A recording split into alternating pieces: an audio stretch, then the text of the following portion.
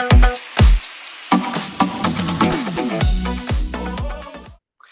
and welcome to Dating is a Joke, where we take dating so seriously we laugh about it.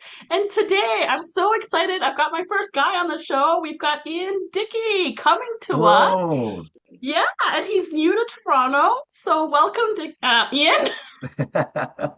You can call me Dickie. Lots of Yeah, people no, do. I That's no really don't problem. want to. Yeah, that's no problem. Ian, you're Toronto. Where are you coming in from? So I have been based in a town called Red Lake, which is on the other side of Ontario, near the Manitoba border. I've been in Toronto for almost a month now, and that's has me a little over halfway through a 6 week window that I'm spending in Toronto, hitting up as many mics and comedy gigs in the scene that I can. So it's been a lot of fun. It's been a real challenge to sort of expand my own skill set and experience level. And the Toronto comedy scene has been the most welcoming that I've ever been a part of. So it's great to be here. It is, and I do have to ask a bit of a very comedy question before we get into the relationship stuff. Is how do you find a lot of opportunities in small town Red Lake, you said, kind of on that end of Ontario to do your thing? No, it can be like for the comedy side or for dating side. Like, For comedy. We're oh, starting with well, comedy. I guess to either question, the answer is no. Answer for both, yeah. Yeah, the comedy scene is there's not a lot. There was one show last year that I helped organize. So it's a small town of about 5,000 people. So you could run out of interest from your audience very quickly. Yeah, absolutely. So here in Toronto, it must feel like a kid in a candy store, all the mics to choose from. Absolutely. My where I was based, I was able to get on stage maybe say 4 to 6 times a year. You often having to travel to Thunder Bay or Winnipeg or one of the small towns on the comedy circuit that's kind of around there. Yeah. So there's not a lot of opportunity. I've been on stage more times in the last 3 weeks than I had in the previous 2 years. Yeah, that's amazing. Okay, so maybe we'll see Ian become a full-time Torontonian sometime soon. Well, it's possible. It's possible. We'll see.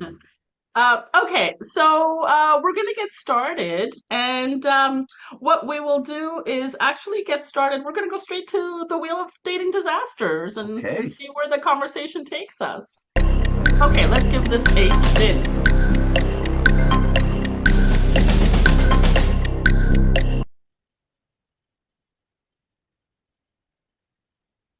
Chaotic X story. Ooh, like I've been fortunate that most of my former partners are all reasonable people.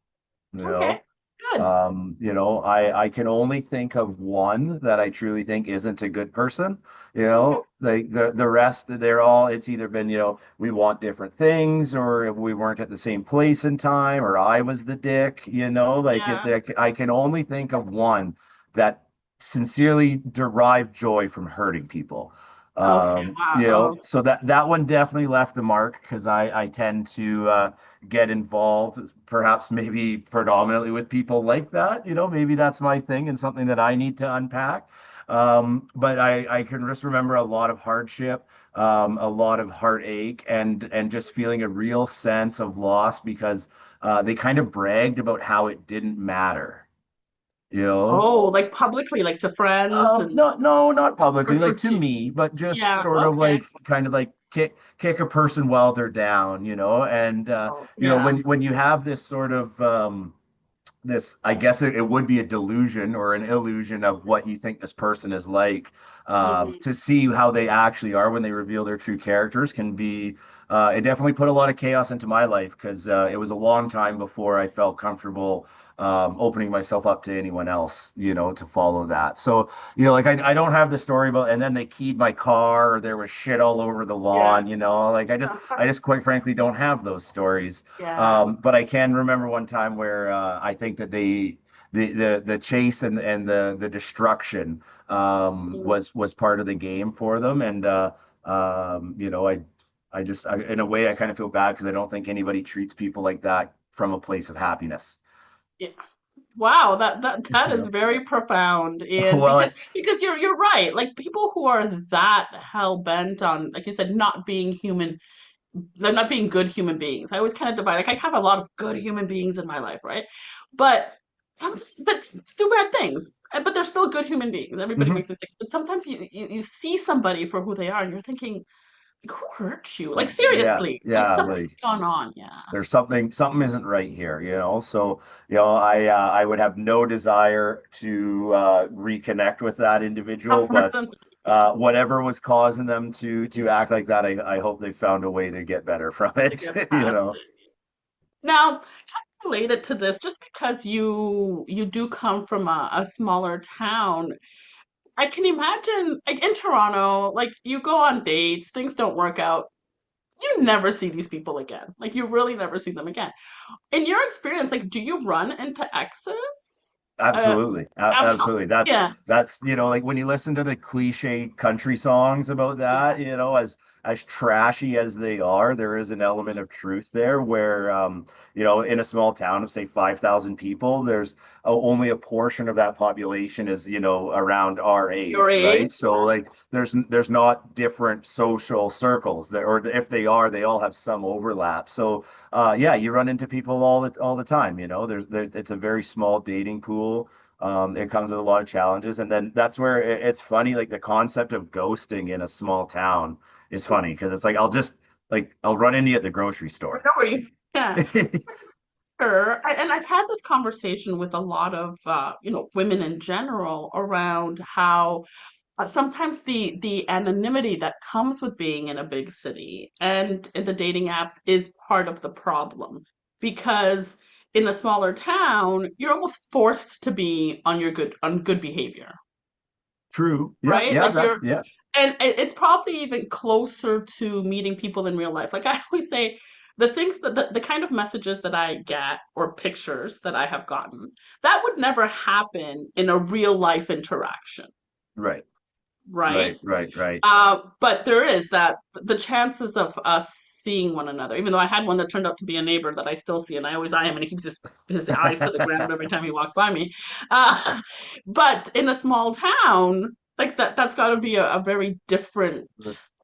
Yeah, Yeah. yeah, absolutely. It's a tight-knit circle. There's just not that many people around. So, and also with the small town dynamic is everyone tends to be at least a little bit nosy, because you don't have the widespread amount of people.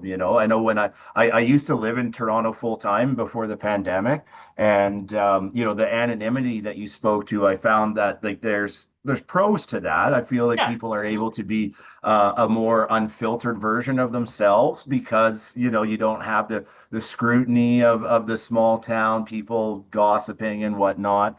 But at the same time, I found it very difficult to meet people in any capacity, like platonic, romantic, friends, whatever, because there's just so many people around that unless you shared some sort of experience that would foster an immediate friendship or connection, you would just never see that person again. Yeah. So I found living in Toronto to be a very lonely place, actually. Like I was like the small town bumpkin Hmm. guy, in the big city, and surrounded by more people than ever before, and it was without a doubt the loneliest I'd ever been. So Hmm. it's been kind of interesting coming here more recently now and just sort of understanding a little bit more about that dynamic of you have to be just a little bit more forward leaning, to like those connections are out there. And when I say connections, I do mean in like any context. Yeah. Like those connections are there to be had, but you have to just be just a little bit more proactive about it, about whether it's initiating a conversation with someone or whatever. You just have to be a little bit more ready to put yourself out there. So, Yeah, and I think so a couple of things that you said because one with the intention of coming into a big city, right? So for example, for me, I have actually been surprised at how many people I have met and developed friendships with within the comedy community. hmm I wasn't expecting that at all. hmm But Yeah. I'd show up to a mic, I'd do my thing, I'd go home. I might meet people casually here and there, but not, but like there are quite a few people in my life who now I see, on a regular basis, and we get to know each other. There's, and I don't mean like you said, not just romantically, but from a friend's perspective, like there's so many people.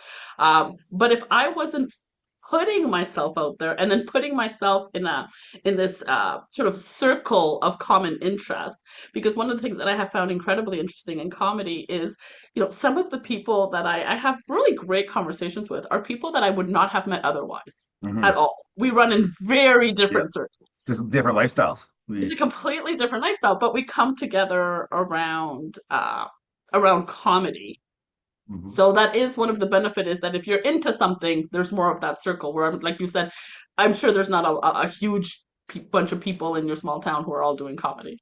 Correct, correct. You're absolutely right. And then like, just in connections in general, a little bit of common ground is a Mhm. real catalyst for conversations and connections, right? Like whether I know when I first lived here, the handful of friends that I did make were often at the dog park. Where so you'd see people there regular. There was the one place where you might run into someone, Yeah. again and more than once. And then there's the common ground of like which one's yours. I think Yeah. the skill man. Yeah. He's moved to You the got a more better comfortable spot. place. Maybe, yeah, maybe I got to move over here. He's hiding from the spotlight. But and then you're absolutely correct that comedy is like that too, right? You have that common ground. I found it very interesting that being in Toronto, the openness of the comedy scene, because when you start to go to the mics, like you were saying, you see the people. There's a lot of familiar faces around. And they've been a lot more open to connecting, yeah, and discussing because we're kind of all at the same stage of things here, right?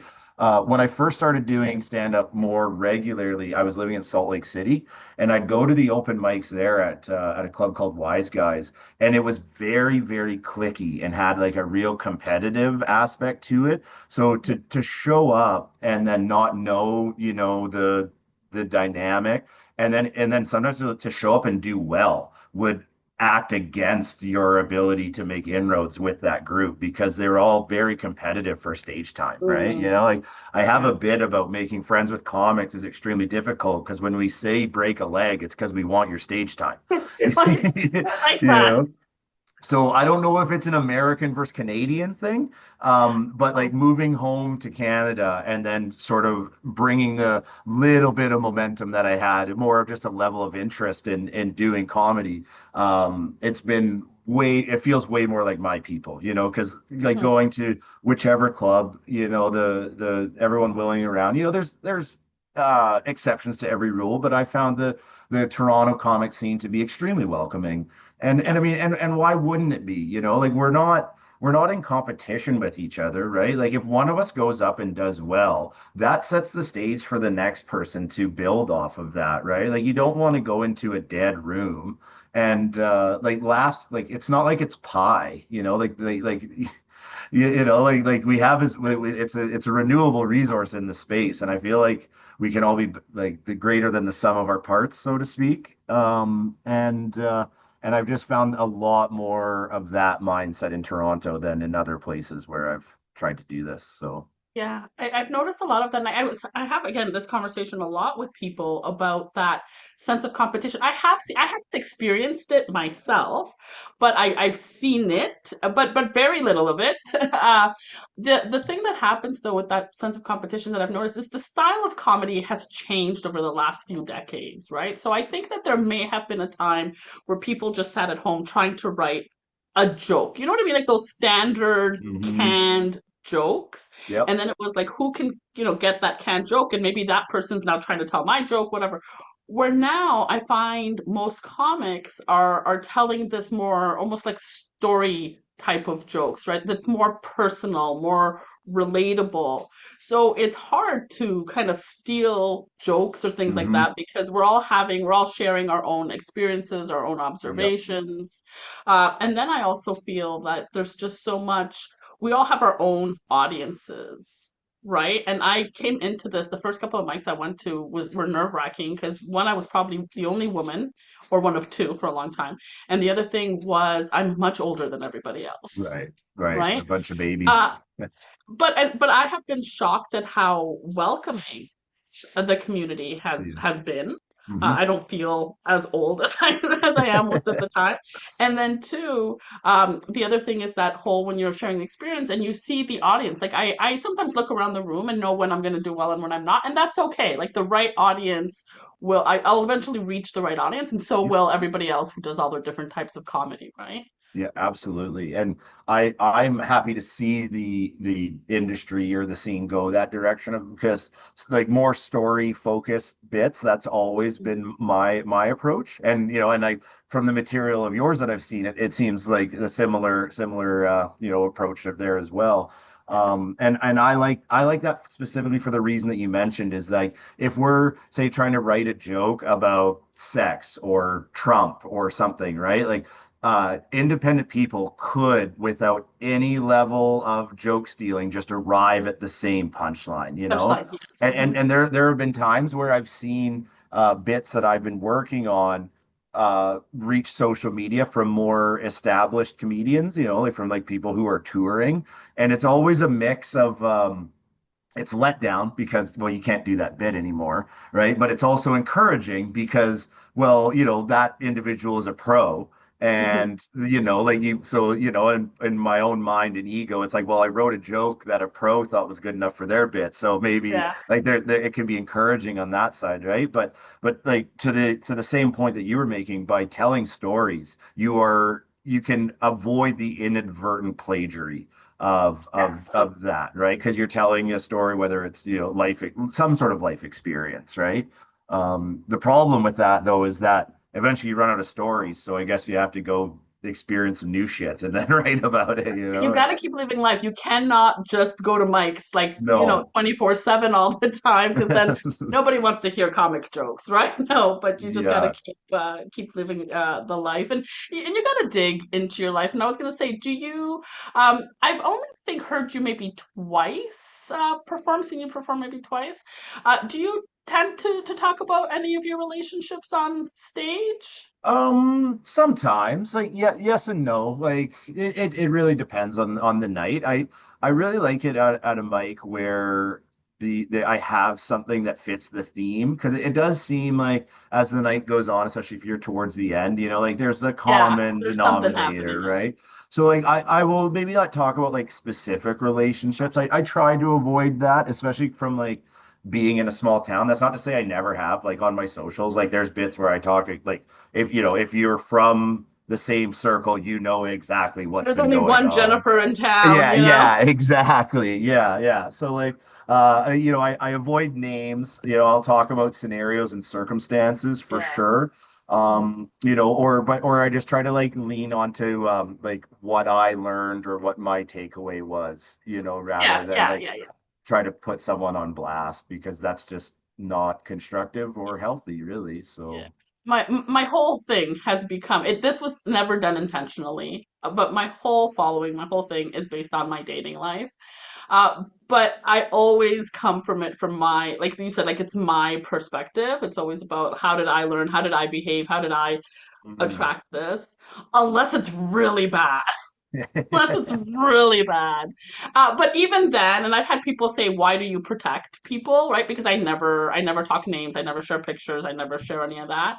But I'm like, because maybe they're a great human being, and we're having just a really bad day, Yeah, right? yeah, Like I like to yeah. give people the benefit of the doubt. But it's the same thing. But you have these experiences, and some of them make great material. Yeah, yeah, yeah. Some of them do. Some of them do for sure, but at the same time, like us as comedians, like we're making the decision to get on stage and, to a certain degree of vulnerability, like to share something about ourselves. Like the other people in our lives, they didn't make that same agreement. And yeah, Like I mean, if they know you're a comic, maybe they know that there's a chance you could end up in a bit, but that's that like I definitely have material that's about my relationships, where like people familiar with them would be able to know who they are. But like I at the same time try to at least leave the yeah, like a level of anonymity that no one's getting called out. I was once having a conversation with somebody I'd met online, and I mentioned that I was a comic, and they replied with like a disclaimer, almost like a legal verbiage of how like I was not to discuss or disclose anything. And I thought that he had this ready to go. He came with like a copy and like what? And I just thought that that was so hilarious that I actually did use that in a TikTok. This Like is I did have a yeah, yeah, screenshot of that because that was to me the funniest thing ever. But yeah. this takes me to the question I usually start with. I almost forgot you almost got off the hook on it. And that is that there is kind of a stereotype out there, and because I've heard this, I've even heard a song about it, about how men don't like to date funny women. What are your thoughts on that? I think there's a type of man who's afraid to date a funny woman. And I think that type of man is there's a lot of them for sure. Like when I look around for my male brethren in the dating pool, like there's just a lot of insecure dudes out there. Mm-hmm. It's I'd say that's kind of the baseline or the status quo. I'm not sure if that's the right choice of Yeah. words, but that like there's a lot of just insecure men out there, and like those are the guys who don't want to date a funny woman. Funny woman, yeah. You Well, know, that kind of is aligned to my philosophy. I said, I don't think that most men don't like funny women. I just don't think that most men like women who are funnier than them. yeah, yeah, And that absolutely. falls into the insecurity part, right? That falls into, Yeah, yeah, it's just a shot across the bow. The male ego is the fragilest thing in the world. So, yeah. yeah, I know the type. I know the exact type of guy that you're describing. Okay, we are going to go to the wheel one more time.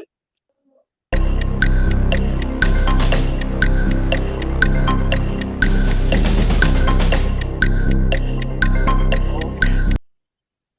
A time you realized, nope, not this one. Well, that's an easy question. You're letting me off the hook here. Because so I don't ever want to have kids. Okay. That's Oh that's yeah. that's like kind of the one buffer in my approach to dating. Yes. So like whether it's like on an online app or if you go on a date with somebody, like it's just that's a question like I'll bring that up in like an opening line like or like on my Hinge profile, like it's very clear Yeah. that I'm not against. I would rather date somebody who has kids than somebody who wants to like have kids Oh right yes. away, you know. Mhm. So like there's been lots of times where like I've enjoyed some sort of connection with somebody, Yeah. and then they mention that they want to They start a want kids. family, and it's like, well, sorry, like Yeah. that's not in the cards. I got a vasectomy back in 2017 or 18, was it? And You it's were been proactive about it. well, yeah, trying to be take It's a take great. a That's an very ounce. responsible. Well, thank you. Yeah. Like there's a role that I play in whether or not, Yes. a family Yeah. gets started. And it seemed rather selfish to maintain the ability to make something I don't want, and then also the expectation of a partner to dose themselves with, sometimes rather high levels of hormones, Yeah. that can have an impact on their well-being. So that's been a very clear buffer of like, no, like all the best. And then I'm 36 right now. I'm turning 37 in a couple weeks. And so like in getting into like the back nine of the 30s, if I do meet somebody who wants to have kids, it's just really disingenuous to, use their time, because Yeah. they're looking for someone. So, if we were to date for 3 months or 6 months or whatever, you're just that much further in your journey and back to square one. So, um, and then I would actually say that like getting snipped has probably been one of the best decisions I've made in life because for like prospective partners or matches, connections, however you want to describe it, like it's just it's a there's like an element of like finality to it, or Yeah, there's like, oh, maybe decisiveness. he'll change his mind. Yeah, no, Maybe. no. It's like, no, Yeah. this is the lifestyle that I'm leading, and then Yeah. also like for for when I meet people who also don't want to have kids of their own, they're like, this is great. Like I don't have to be on the Exactly. One pill. less thing I Like, got to worry about. yeah, exactly. So that question was A easy. very progressive man, Ian. Like, Well, it's thanks. very refreshing to sit here with you today. Well, like if there's one approach of mine like to comedy is that is an effort of mine to try to like talk to like a male audience about like whether it's what you want out of life in that or like the struggles that like I face in my own mental health and like things that I've like continue to work to overcome. Just sort of like being there and like being in the I guess like stage persona that I have and sharing an element of vulnerability there. Like if there's an opportunity for other guys out there that might be dealing with that but don't feel comfortable in sharing, then maybe that can just help with a like just an olive branch to help them try to heal and unpack some of their own shit. So that they could either live a more fulfilling lifestyle or be a better partner or like that's the goal. We're all Yeah, chasing no, some sort of pipe that's dream, but no, I don't think it's a pipe dream at all because it just takes you're in front of so many people all the time, right? And if it just one little thing shifts for somebody through comedy, right? And because I find that's a big part of the reason that I started doing this as well. Like everything else in the world feels like it's going to shit, right? And I was in this kind of doom and gloom place, and I thought, I have something to say. I have things to share that I think can make for me, it's women. I think I can make other women feel like it's not just me. mhm. This is normal. We can laugh at it. And even if I don't change a perspective or teach something, but for 5 minutes, they can laugh. They can Hmm. feel like, oh, I'm having a good time. Yeah. Let Then their I've guard helped to down a change the little world a little bit. bit. That's my God complex. I'm Yeah. changing the world one laugh at a time. Yeah. Yeah. We all have it to a certain degree. Like you Just don't to get be a you don't comedian. get on Nobody else wants to stage. do this. Yeah. Yeah. We don't get on stage without a little bit of that delusion, Yeah, yeah, it's great. I love being delusional. I have learned Yeah. to. It's the nice thing about getting older is you learn to embrace all this stuff that Yeah. normally you'd be embarrassed of as a teenager. And Okay, it's fun, it It's is it's a such a good and time. great meet great people. Like this is so good. Okay, we're gonna move into. I've taken a lot of your time today, but I'm gonna move into the this or that. I'm gonna give you a choice to make, and we'll force you to make it.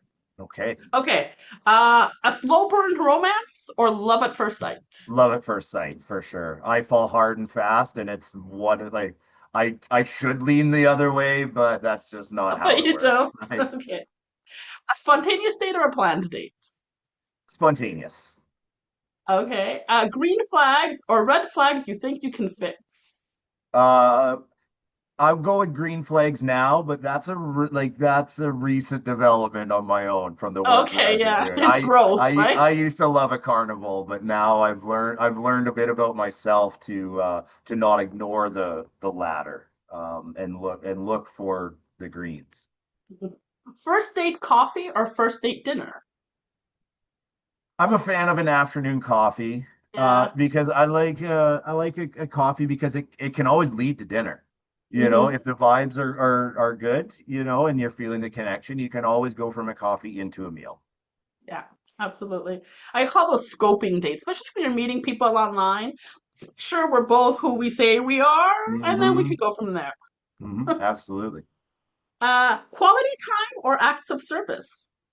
Well, so I definitely show love through acts of service. But one thing that I've learned about myself recently is that can be a cover for codependency, Oh, where through acts of yeah. service, you're just trying to make sure that everyone is okay, and it comes from growing up in a volatile home where if everybody else's needs are met, then maybe I can just be okay, right?